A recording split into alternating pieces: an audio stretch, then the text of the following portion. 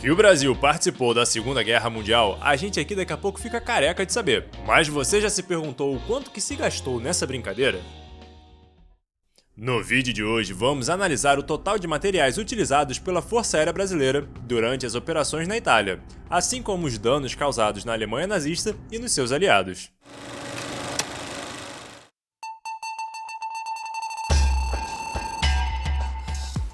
O primeiro grupo de aviação caça da FAB foi criado pelo Decreto Presidencial número 6.123, do dia 18 de dezembro de 1943. Este corpo da Força Aérea Brasileira, que seria enviado para o Teatro de Operações da Itália, contava com um contingente de 32 pilotos, todos de caráter voluntário, mas que passaram por um processo seletivo. Os aprovados foram enviados em janeiro de 1944 para a Escola de Táticas Aéreas, localizada em Orlando, nos Estados Unidos.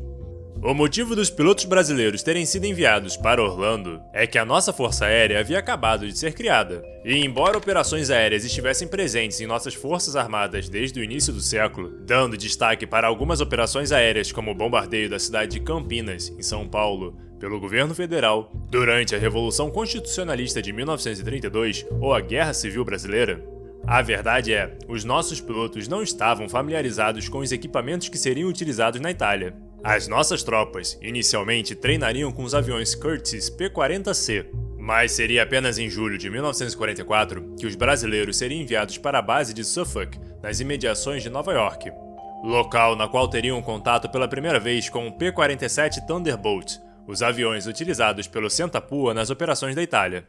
Mas o vídeo de hoje não tem o objetivo de falar sobre a história da Força Aérea Brasileira, nem de sua aviação militar. O nosso objetivo hoje é relatar os gastos materiais, assim como os danos causados pela Força Aérea Brasileira durante a Segunda Guerra Mundial. Pois bem, vamos à tabela. Foram realizados um total de 445 missões, somando-se um total de 6.144 horas de voos operacionais, sendo estas 5.465 horas em combate. No quesito bombas, lançamos 4.442 bombas que somavam um total de 1.010 toneladas de pura liberdade democrática na cabeça dos nazistas. Dentre estas bombas, 166 eram incendiárias, botando fogo em tudo que via pela frente. 16 bombas de fragmentação de 260 libras, 72 bombas de fragmentação de 90 libras, 8 bombas de demolição de 1.000 libras e a preferida da FAB, 4.180 bombas de demolição de 500 libras.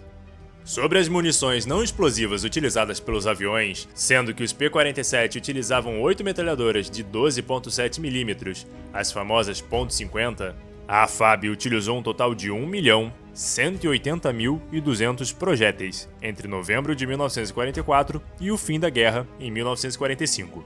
Além disso, foram disparados 850 foguetes, sendo que cada avião podia transportar até 6 foguetes não guiados de 127 mm, utilizados para atacar alvos terrestres. Mas dentre estes números, o combustível é o maior de todos. A FAB consumiu um total de 4.058.650 litros de combustível aéreo para operar os seus aviões em combate na Segunda Guerra Mundial. Mas e os alvos terrestres destruídos? Com tantas bombas utilizadas, qual foi o dano causado pelos nossos aviadores? Vamos começar pelos veículos. Dentre os aviões, foram 2 aeronaves destruídas, com outras 9 danificadas. Nos trilhos, destruímos um total de 13 trens, com outros 92 sendo danificados, assim como 250 vagões destruídos e 835 danificados. Para os veículos terrestres, foram 1.304 veículos entre carros e caminhões destruídos, com outros 686 danificados, além de 8 blindados destruídos, com 13 sendo danificados.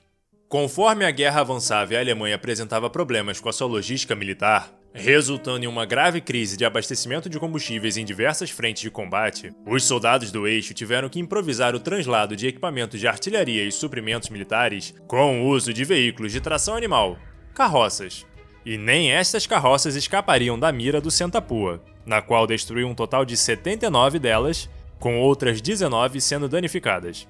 Dentro da infraestrutura logística, os aviadores da Força Aérea Brasileira destruíram 25 pontes de linha férrea e danificaram outras 51, assim como 412 pontes de estrada de rodagem entre asfalto, madeira e concreto que foram postas no chão.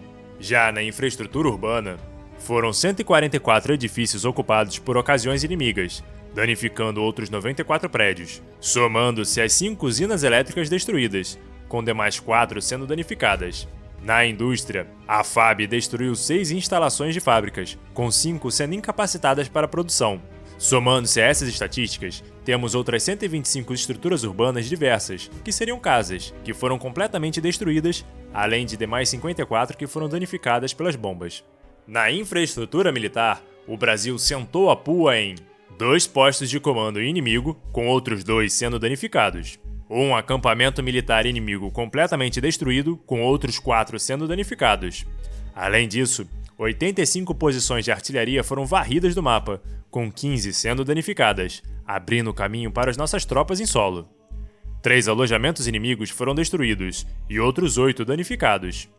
31 depósitos de combustíveis e munição foram completamente evaporados e 15 danificados, retardando as tropas mecanizadas inimigas.